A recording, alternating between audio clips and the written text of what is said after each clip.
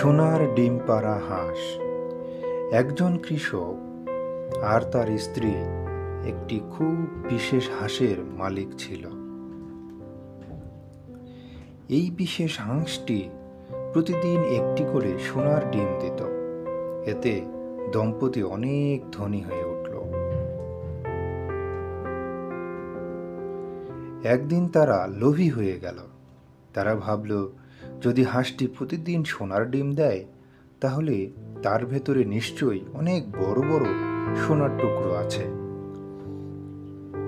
তাই তারা হাঁসটিকে মেরে ফেলল। কিন্তু ভেতরে দেখল হাঁসটি তো সাধারণ হাঁসের মতোই।